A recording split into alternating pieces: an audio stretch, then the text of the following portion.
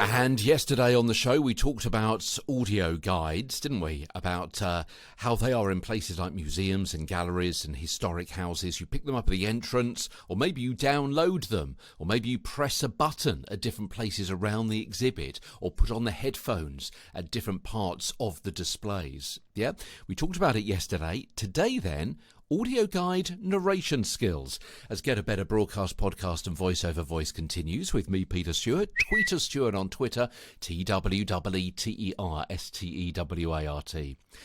So I talked yesterday, didn't I, about how some of the guides may include dramatisation. Yeah, you could be maybe in character giving an account of a day in the life, perhaps, or maybe reading a diary entry or something from a newspaper. So some of these parts may be played by actors, but often it may just be a narrator, the glue that links all of the different parts of the information together. It's the narrator that kind of does the housekeeping, the welcomes, welcome to the exhibit, how to operate the audio player that you're actually listening to, what's in the exhibition, where the emergency exits, where the toilets are, that kind of thing. Yeah. Now go through the door on your left and you'll enter the new gallery where, yeah, that kind of thing. You'll be able to buy a copy of this painting in the gift shop later. The toilets are just on your left if you need them. Please follow the arrows on the wall to the next gallery.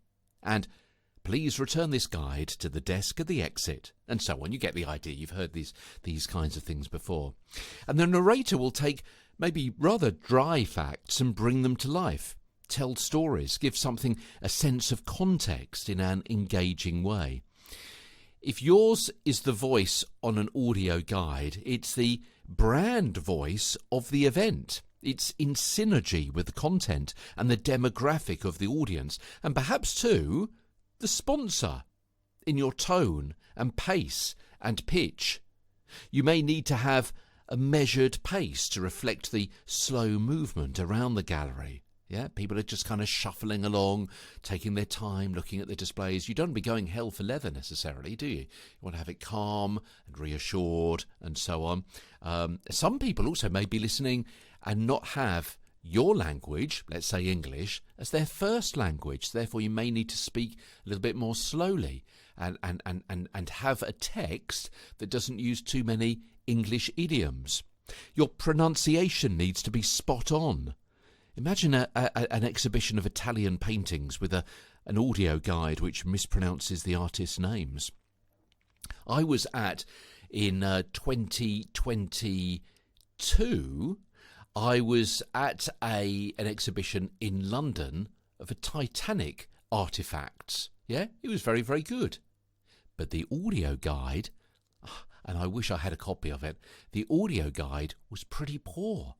There were lots of mispronunciations of places around the world where they'd contributed to the building of the Titanic and so on. Yeah, the descriptions were really poorly read. In fact, so poorly read, I can't imagine for 1 second that it had been proofheard rather than proofread. And it may even have been AI rather than a real human voice.